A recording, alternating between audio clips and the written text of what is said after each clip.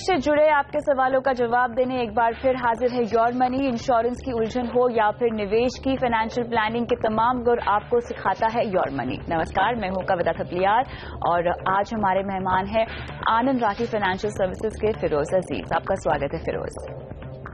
सवाल जवाब का सिलसिला शुरू करें उससे पहले एक महत्वपूर्ण मुद्दे पर चर्चा। अक्सर हम सपनों को पूरा करने के लिए कर्ज लेते हैं जो हम सालों तक चुकाते रहते हैं, लेकिन साथ ही निवेश भी करते रहते हैं। लेकिन हमें यकीन है कि कई बार आपको ये ख्याल आता होगा कि पहले कर्ज चुका ले या फिर इकट्ठा की गई रकम को निवेश कर दे। ये फैसला आप कैसे लें, इसी पर करते हैं चर्चा। तो फिरोज, सबसे पहले तो हम लोन तो ले लेते हैं, लेकिन साथ ही कई बार ऐसा लगता है कि हमें अपनी निवेश की गाड़ी को भी नहीं रोकना चाहिए, कहीं लोन चुकाने के चक्कर में हमारा निवेश न रह जाए। इस तरह के असमंजस में जब कोई इंसान फंसता है तो वो कैसे बाहर निकले, किसको तवज्जो दे, पहले लोन को चुकाए पहले या अपने निवेश को बरकरार रखते हुए बढ़ाता भी रहे?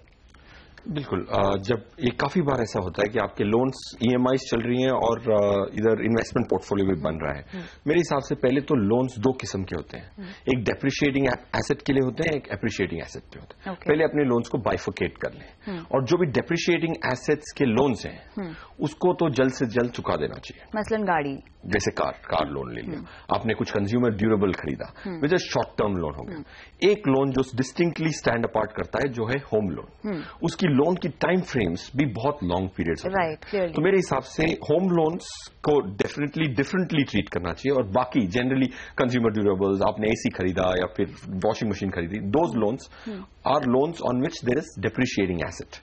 सो उनको चुका देना सबसे अच्छी समझदारी होती है क्योंकि उनकी इंटरेस्ट रेट्स भी ज्यादा होती है। देखिए क्या है कि लोन्स जो कंज्यूमर ड्यूरेबल्स पे होते हैं उनकी इंटरेस्ट रेट्स एटलीस्ट 3% ज्यादा होती है और अगर आपकी 12-13% की इंटरेस्ट लग रही है, अगर आपको 17-18% कमाना है अपने निवेश से तो वो मुमकिन नहीं है रिस्क लिए बगैर। बट होम लोन्स जो सबसे चीपेस्ट लोन्स होते हैं उनकी सबसे अच्छी बात ये होती है कि they are the cheapest loans. So I personally think you should hold them. ठीक है, तो यानी अगर कोई डेप्रिशिएटिंग एसेट हुआ तो सबसे पहले आपको वो लोन चुका लेना चाहिए। लेकिन साथ साथ में अपने निवेश की गाड़ी हम कैसे आगे चलाते रहें? फॉर एग्जांपल, अगर किसी का बहुत लंबे समय का होम लोन है और साथ ही उन्होंने कुछ रकम भी जमा की हुई है जो वो सोच रहे हैं कि मैं लोन चुका लूं या मैं अपने निवेश, इन पैसों को निवेश कर दूं, क्या होगा, कैसे वो बाहर निकलेंगे इस स्थिति से? ये सवाल के लिए सिचुएशन, कंटेम्प्रेरी सिचुएशन का मुआयना करना बहुत इंपॉर्टेंट होता है।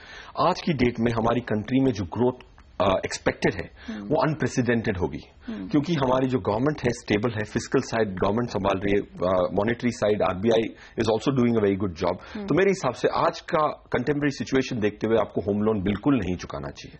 अगर इक्विटी पोर्टफोलियो बनाए तो आपके होम लोन से ज्यादा इंटरेस्ट कमाने के बहुत अच्छे चांसेस रहेंगे। That's my opinion. ओके, तो यहाँ पर अगर किसी को अपने पैसे निवेश करने हो तो क्या आपको लगता है कि इंटरेस्ट की हमें या रिटर्न्स की तुलना कर लेनी चाहिए? उसे कैसे हम कंपेयर करें?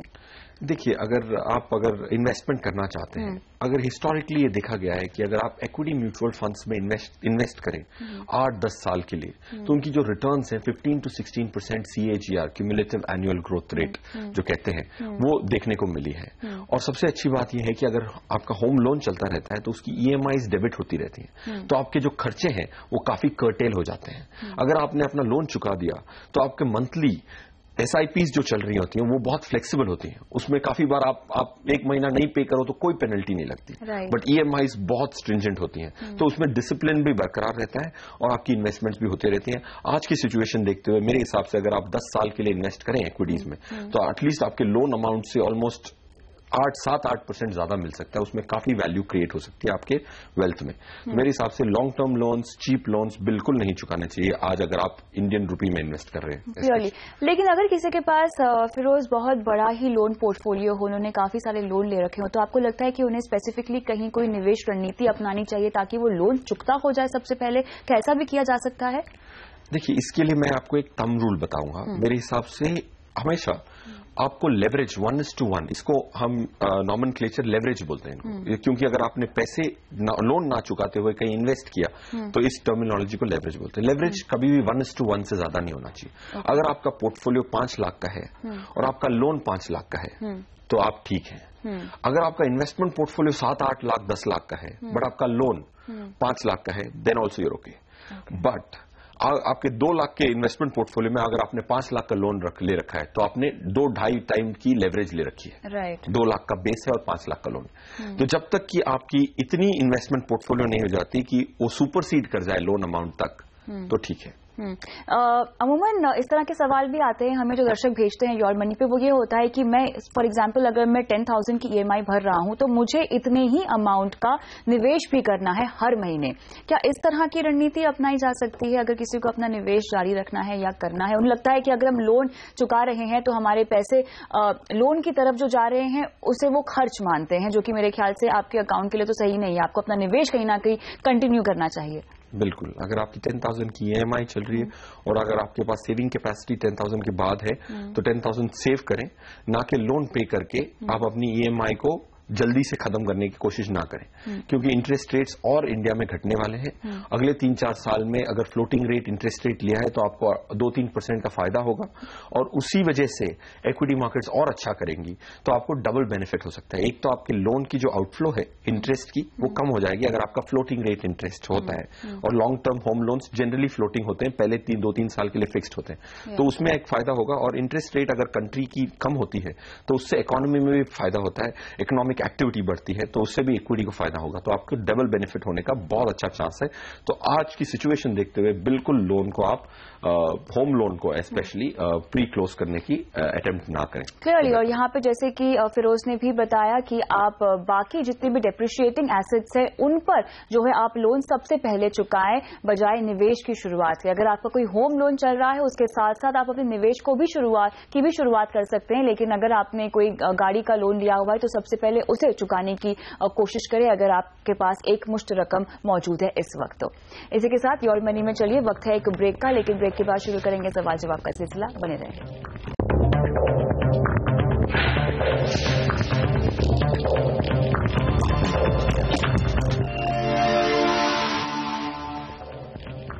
चलिए योर मनी में अब देते हैं आपके सवालों के जवाब। मेरे साथ बने हुए हैं फिरोज अजीज और हमें पहला सवाल भेजा है डॉक्टर महेश ने। इन्हें बेसिकली अपने लोन पर ही सवाल पूछना है। इन्होंने एक कार खरीदी हुई है और उसकी 5 साल के लिए इन्होंने ईएमआई कुछ 11,300 रुपये लगातार दे रहे हैं। अब जानना चाहते हैं कि पहले वो अपनी ईएमआई को चुकाएं या जो पोर्टफोलियो उन्होंने बनाया है उसे वो जारी रख सकते हैं। अब इनके इन्वेस्टमेंट पोर्टफोलियो पे हम डालते हैं नजर, जहां पे HDFC टैक्स सेवर है 2,000 रुपए डालते हैं, उसमें रिलायंस टैक्स सेवर में 2,000 रुपए, रिलायंस इक्विटी अपॉर्चुनिटी में डालते हैं 2,000 रुपए, HDFC टॉप 200 में 1,000 रुपए और रिलायंस ग्रोथ फंड में ये डालते हैं 1,000 रुपए। तो यहाँ पर उन्होंने अच्छा खासा निवेश पोर्टफोलियो भी अपना बना के रखा हुआ है। जानना चाहते हैं कि तवज्जो पहले किसको दे, अपना लोन चुका ले पहले या अपने निवेश को जारी रखें और बढ़ाए। तो मेरे ख्याल से फिरोज हम बात भी कर चुके हैं इस मुद्दे पर कि अगर डेप्रिशिएटिंग एसेट है तो पहले उसका लोन आपको चुका लेना चाहिए। तो महेश के लिए आपकी क्या राय होगी? मेरे हिसाब से महेश जी के लिए अगर आपके कोई लमसम अमाउंट्स नहीं है आज की डेट में, अगर लमसम अमाउंट्स नहीं है और खाली आपकी ये जो एसआईपी चल रही है, तो आपको ये एसआईपीज एडिशनल इंक्रीज ना करते हुए आपको पहले अपने ऑटो लोन को प्री क्लोज करना चाहिए। बिकॉज कार लोन्स मेरे हिसाब से आपने बताया है नहीं, बट 14-15% के नीचे जनरली कार लोन्स नहीं होते, 13 to 15%। कार लोन से ज्यादा कमाई होने की संभावना कम होती है, तो आपको कार लोन जल्द से जल्द चुकाने चाहिए। आपकी एसआईपीज को टॉपअप ना करें जब तक कि आपकी कार लोन सेटल नहीं हो जाती और प्री क्लोज नहीं करते। अगर ये जरूर देख लें कि आप प्री क्लोजर के कोई कॉस्ट है आपके वो हो, तो उसको भी आप अपने बैंक से नेगोशिएट करें या फिर जो एनबीएफसी से आपने लोन लिया होगा उसको नेगोशिएट करें, क्योंकि उसमें लार्ज स्कोप होता है प्री क्लोजर के लिए। ईएमआईज को अगर आप डबल करके पे करें उसका भी एक कॉस्ट होता है, बट वो कॉस्ट अगर आप नेगोशिएट करके निल कर लें तो आप अपनी ईएमआईज को बढ़ाएं और लोन अमाउंट को पहले क्लोज करें। एसआईपीज जो चल रही हैं उनको जरूर जारी रखें और इंक्रीज ना करें, और ईएमआई इंक्रीज करके अपना लोन प्री क्लोज करना सबसे समझदारी होगी। तो जहां तक मैं समझ पा रही हूँ फिरोज, आप ये कहना चाह रहे हैं कि जो 8,000 रुपए ये निवेश कर रहे हैं उसको भी कंटिन्यू करें और साथ ही अपनी ईएमआई को जल्द से जल्द चुकाने की कोशिश करें। लेकिन अगर इनके पास कुछ खास फंड्स नहीं है अपनी ईएमआई को जल्दी चुकाने के लिए, तो क्या ये इस निवेश को ये रोक सकते हैं फिलहाल और ये 8,000 रुपए अपनी ईएमआई में ऐड करके एक्स्ट्रा दे सके? नहीं, मेरे हिसाब से क्या होता है कि सालाना एक आदमी को हमेशा अपनी SIPs बढ़ानी चाहिए होती है। राइट। तो ऐसे पोर्टफोलियोज जहां पे ऑटो लोन चल रहा होता है, स्पेसिफिकली हम ये रेकमेंड करते हैं कि आपकी जो बढ़ाने की जो क्षमता साल दर साल हो सकती है उसको ना बढ़ाएं, बट SIPs कंटिन्यू करना जरूरी है, क्योंकि उसको एक प्लान बना के आपने दिया था कि एवरेज कॉस्ट होगी, तो उसको जरूर 8,000 को महेश जी को जारी रखना चाहिए। कोई भी इंक्रीज अगले साल 2 साल तक जब जो भी इंक्रीज पॉसिबिलिटी है वो इंक्रीज करने से पहले EMI इंक्रीज करना बहुत इंपॉर्टेंट है। चलिए, तो महेश जी अगर आप हमें सुन सकते हैं तो क्लियरली आपको अपना जो कार लोन है उसे चुका लेना चाहिए, उसकी EMIs आप लगातार भरते रहिए और जितना हो सके EMI जल्द से जल्द खत्म करने की कोशिश कीजिए। लेकिन आपके पोर्टफोलियो पर भी मैं चाहूंगी फिरोज आप राय दें। HDFC और रिलायंस, इन दोनों फंड हाउसेस में इन्होंने अपने पोर्टफोलियो को बांट के रखा हुआ है। सिमिलर हाउस के फंड्स रखना क्या सही रणनीति है? सिमिलर फंड्स के जनरली 8,000 रुपीज ये अपना SIP अमाउंट के लिए 2 सबसे लार्जेस्ट फंड्स हैं। Right. HDFC the largest fund हमारे कंट्री का है, लाख करोड़ से भी ज्यादा मैनेज करता है, और Reliance is also significantly 85,000 crore की AUM है। तो ये लार्ज स्कीम्स हैं, तो इसीलिए मुझे ज्यादा डर नहीं लगेगा महेश जी का पोर्टफोलियो देखिए कि 2 स्कीम्स। अगर ये दोनों छोटी एसेट मैनेजमेंट कंपनीज होती तो मुझे बिल्कुल डिवर्सिफाई करना बहुत इंपॉर्टेंट है। बट थर्ड AMC एक SBI जैसी 4th 5th लार्जेस्ट AMC को अगर आप ऐड कर लें, SBI में भी आपके 2 अच्छे स्कीम्स हैं, एक मिड कैप स्कीम है, एक SBI ब्लू चिप स्कीम है। ये 2 स्कीम्स में से एक स्कीम अगर आप ऐड कर लें और अपना टैक्स सेवर का अगर जो आपकी ELSS जो चल रही है उसकी अगर आपकी टैक्स सेविंग की क्षमता पूरी हो जाती है, तो उसमें अगर खाली टैक्स पर्पज से कर रहे हैं तो बढ़िया है। अगर टैक्स पर्पज ऑलरेडी फुलफिल होता है, क्योंकि काफी बार आप अगर SIP स्टार्ट करते हैं ELSS में, जैसे आपकी सैलरी कॉम्पोनेंट्स में से एम्प्लॉय प्रोविडेंट फंड बढ़ता है तो आपकी ATC की लिमिट 1.5 लाख की कवर होती है, तो ELSS बंद करें वरना चालू रखें। और जो भी अगली स्कीम आपका ऑटो लोन खत्म होने के बाद आप रिव्यू करें कि आपको तीसरी AMC का स्कीम ऐड करना चाहिए। तो कौन सी होगी? अगर ये शुरू करना चाहे, कोई नया निवेश करना चाहे, तो क्या मौजूदा फंड्स में निवेश बढ़ा सकते हैं? नहीं, मेरे हिसाब से इनको तीसरी AMC बिल्कुल जरूरत पड़ेगी, जैसे आपने फरमाया। SBI mid cap fund, magnum mid cap या SBI ब्लू चिप फंड बहुत अच्छा स्कीम रहेगा। चलिए, तो यहाँ पर SBI मिड कैप या SBI ब्लू चिप आप अपने पोर्टफोलियो में शामिल कर सकते हैं आगे चल के जब आप निवेश अपना बढ़ाने की सोचेंगे। लेकिन फिलहाल आपको यही राय दी जा रही है कि पहले अपना लोन चुका ले और अपने निवेश को बढ़ाएं ना, लेकिन इसको आप कंटिन्यू जरूर करें। तो महेश, आपको ये सलाह दी जा रही है योर मनी से आज। और इसी के साथ वक्त है एक ब्रेक का, लेकिन ब्रेक पे जाने से पहले आपको बता दें कि अगर आप भी हमसे कोई सवाल पूछना चाहते हैं mutual fund, insurance, financial planning, credit card, loan से जुड़ा हुआ, तो अपना सवाल आप अपने कॉन्टैक्ट नंबर के साथ हमें mf@moneycontrol.com पर भेज दें। और साथ ही आप योर मनी के फेसबुक पेज पर भी अपना सवाल पोस्ट कर सकते हैं और साथ ही पुराने एपिसोड्स भी यहां देख सकते हैं।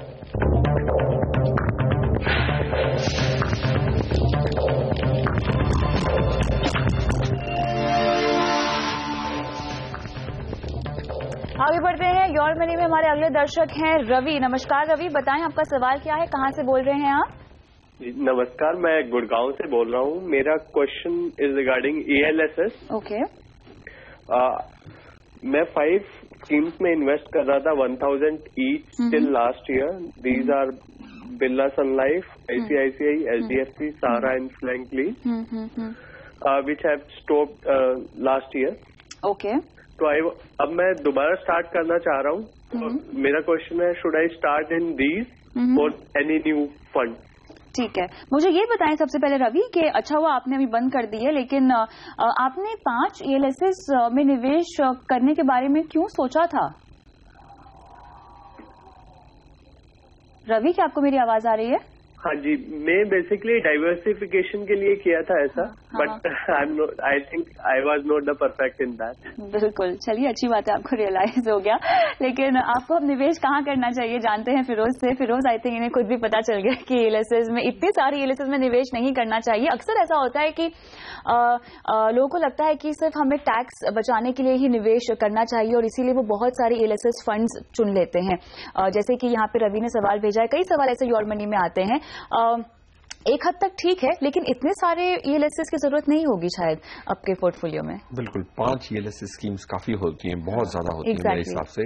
डिवर्सिफिकेशन की भी एक रूल है कि ओवर डिवर्सिफिकेशन भी काफी नुकसान पहुंचा सकता है पोर्टफोलियो के लिए। ये एक्चुअली ओवर डिवर्सिफिकेशन हो गया। तो रवि जी ने जैसे कहा कि ये सही डिसीजन नहीं था, जो एपरेंट है, बट इंपॉर्टेंट ये है क्योंकि ELSS स्कीम्स हैं जिसमें लॉक इन होती है।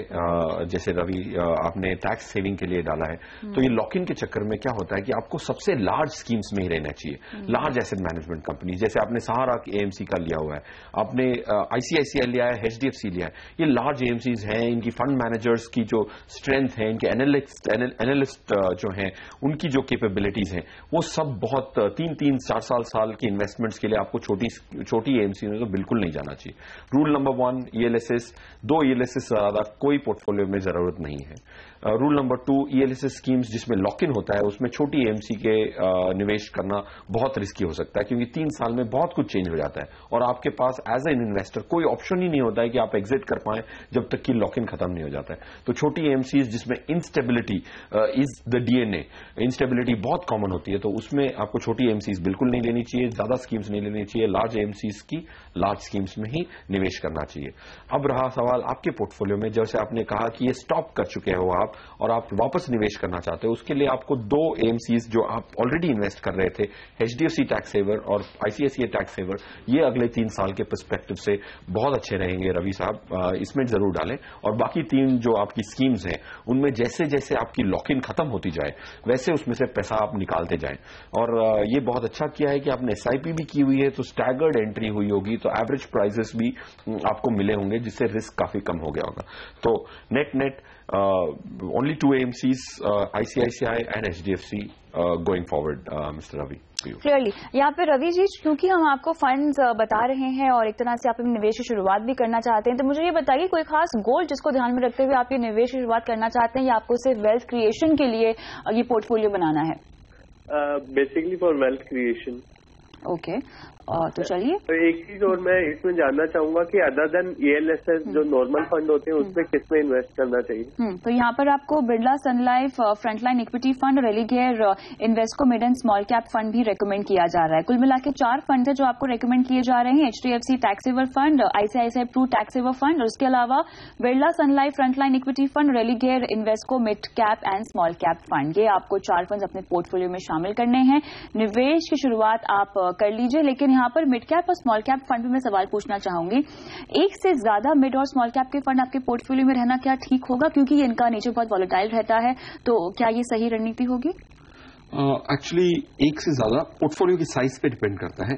एक तो मिनिमम होना चाहिए आज की सिचुएशन के हिसाब से, बिकॉज हमारी मार्केट्स काफी ब्रॉड हैं, काफी सारे ऑप्शंस हैं, but large cap fund managers के जो ऑप्शंस होते हैं काफी नैरो होते हैं। तो मिड कैप तो जरूर होना चाहिए पोर्टफोलियो में, 30% से ज्यादा नहीं होना चाहिए आपके पोर्टफोलियो में। इक्विटी पोर्टफोलियो में अगर 100 रुपए इक्विटी के लिए आपने ईयर मार्क करके रखे हुए हैं, तो उसमें से 30% से ज्यादा मिड कैप स्कीम में आज की सिचुएशन के हिसाब से नहीं होना चाहिए।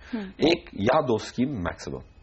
आगे चल के यहाँ पे कोई डेट फंड भी इनको इंक्लूड करना हो अपने पोर्टफोलियो में तो कर सकते हैं, क्योंकि अभी एकदम इक्विटी बेस्ड पोर्टफोलियो बनाया है हमने इनका, जो भी हमने इनको फंड्स रेकमेंड किए हैं। यहाँ पे आगे चल के डेट में निवेश कर सकते हैं अगर टैक्स के हिसाब से है, तो डेट ऑलरेडी उनकी कोई दूसरे इंस्ट्रूमेंट्स जैसे EPF होगा, उसमें ऑलरेडी हो रहा होगा। तो ELSS generally full equity, mutual fund का जो निवेश है उसको इक्विटी में रखना चाहिए। Beyond tax of course debt scheme, HDFC corporate bond fund एक बहुत अच्छी स्कीम होगी डेट के लिए। रवि जी, चलिए रवि जी, उम्मीद करते हैं कि आप अब अपने निवेश की सही शुरुआत करेंगे। योर मनी ने आपको 4 फंड्स यहाँ पर रेकमेंड कर दिए हैं, ELSS भी हैं और बाकी इक्विटी म्यूचुअल फंड्स भी है, जिनमें निवेश करके आप अपने गोल्स को अचीव कर पाएंगे। लेकिन ध्यान रखें कि आपके इन्वेस्टमेंट में, आपके निवेश में डिसिप्लिन हो और आप 10% या जितना भी आपसे हो सके आपकी आय बढ़ेगी, वैसे वैसे अपने निवेश को आप बढ़ाते रहें। यही सलाह आपको योर मनी से आज दी जा रही है। बहुत बहुत शुक्रिया फिरोज आज शो पर आने के लिए। और योर मनी में आज के लिए इतना ही, लेकिन अगर आप भी हमसे mutual fund, insurance, financial planning, credit card, loan से जुड़ा हुआ कोई भी सवाल पूछना चाहते हैं, तो अपना सवाल अपने कॉन्टैक्ट नंबर के साथ हमें mf@moneycontrol.com पे जरूर लिखें। और साथ ही आप योर मनी के फेसबुक पेज पर जाके भी अपना सवाल पोस्ट कर सकते हैं और साथ ही पुराने एपिसोड्स भी देख सकते हैं।